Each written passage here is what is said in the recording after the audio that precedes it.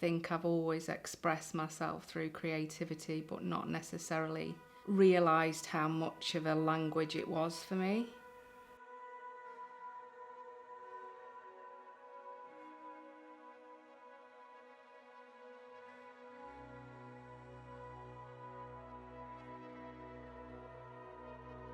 I think I was academic, but creativity's always been my expression.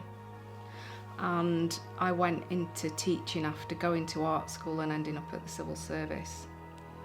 I had also a friend who'd been to art school with, and she was doing a teaching qualification, and she said, come and do this with me. I'd given myself 5 years in the civil service, and I said I need to leave before that's up, and thankfully I did after about 3 years. So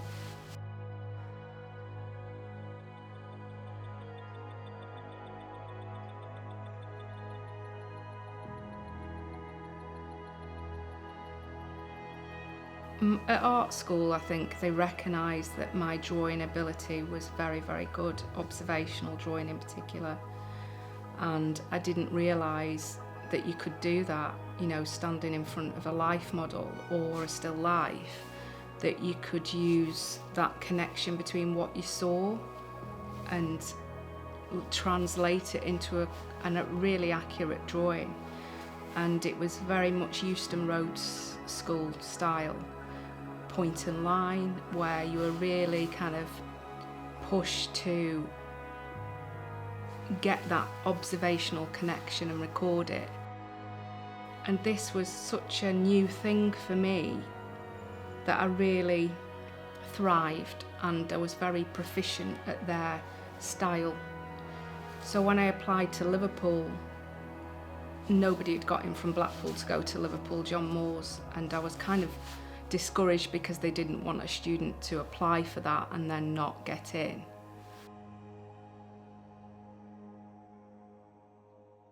But I did get in, like the first person in 5 years, and so that was amazing to go there, although lots of other students had come from the south, and I think my confidence was really lacking, even though my ability was amazing. I was only just 18, moving away from home, and I think even though I was very creative and very good at what I could make, I don't think I jumped in a way that I would now necessarily.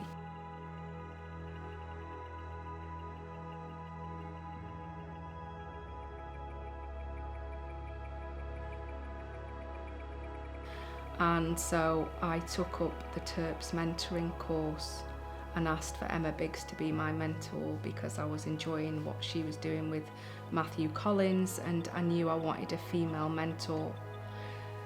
At the same time, my dad had passed away suddenly, and it was a big shock because we'd lost 3 of our other parents, me and my husband, and so that was a big shock. But the mentoring with Terps was an amazing catalyst, I would say, for where we are now. And it resulted in a solo show at Hanover Projects with an ex-colleague of mine who arranged that, and I had really good conversations there. Emma Biggs came and did an in conversation with me, and Paulette came and did an in conversation with me at Hanover Projects, and it felt like an amazing time where I was suddenly getting this language back after kind of being in teaching and being in art for other people for a long time. It was suddenly, I think it had always been my medicine. I'd done a Master of Arts degree at UCLan. So it was always there, but it was always secondary to everything else that was going on. And you talk about the female form in the paintings, but they're only kind of the autobiographical illustrations of the female form. They're very bodily, so there's lots of figures, whether it's male, female, or nothing, just a silhouette.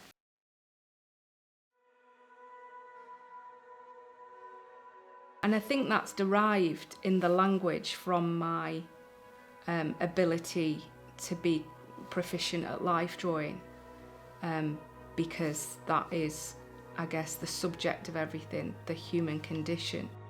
And because there'd been lots of bereavements, and the birth of my daughter, the work was very much autobiographical and a reflection of my personal archive, how that changes as you get older.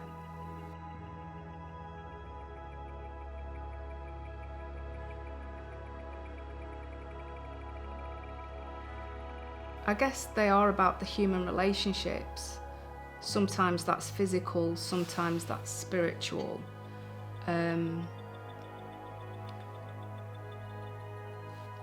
Get a drink. Oh, sorry. It's not like So, you're all right. The MA was very much, the final MA piece was a secular shrine, and that was really important to me, that people could go in there and feel something. So there was an olfactory element to it with frankincense, and it was about coming to terms with, I guess, a spirituality.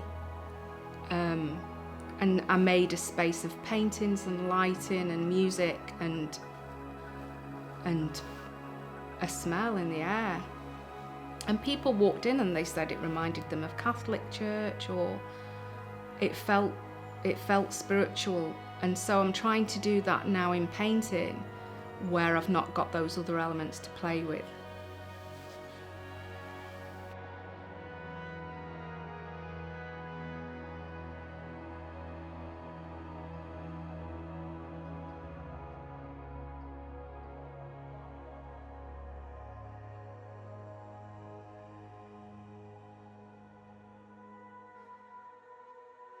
Yeah, so I'd had the solo exhibition. A lot of the paintings in that solo exhibition were 3 by 4 foot paintings, because I wanted them to almost be life-size.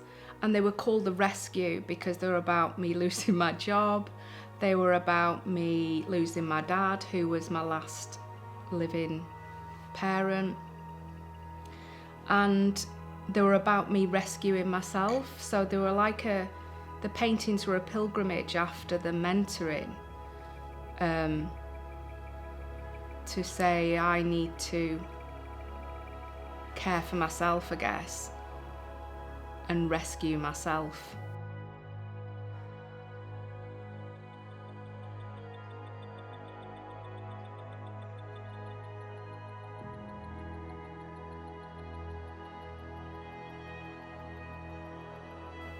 And then these are an extension of that, because I was then asked to put together a solo exhibition for the municipal gallery, the Grundy in Blackpool, which was amazing to be asked to do that in my hometown.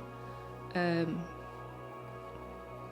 I wanted to make these traditional size and I wouldn't say type of paintings, but I wanted to make a departure and an arrival painting, which is what these 2 big canvases are, with historical paintings in mind. So I've gone to the Walker Art Gallery in Liverpool and looked at quite specific burial paintings, for instance, and also in the sculpture, the marble sculpture gallery there, I was taking inspiration from some of the kind of memorial pieces in there. I think it's about age in a biological way, so there are elements of that reflection on me getting older as a woman.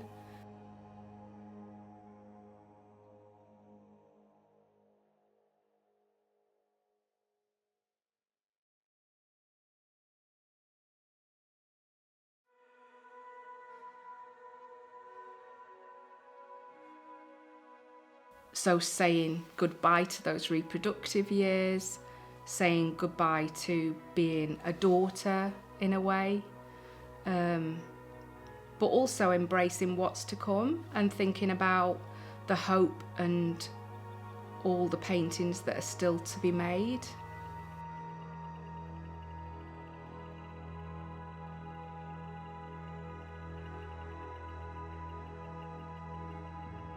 So I think what I've established in the paintings is this, I've described it when I've written about the work, it's both an archiving and an excavation. So there are conversations within the painting that are about resolutions, so finding answers to questions. And I'll know when the painting's finished because the conversation is done, which means I've put things to rest or lifted up to the surface. And there's lots of drawing in the painting as well. I draw back into the paintings a lot. I guess it's those layers of colour and brush work and metaphors, symbols, motifs, whatever. When everything is visually at peace, that's when the conversation is over.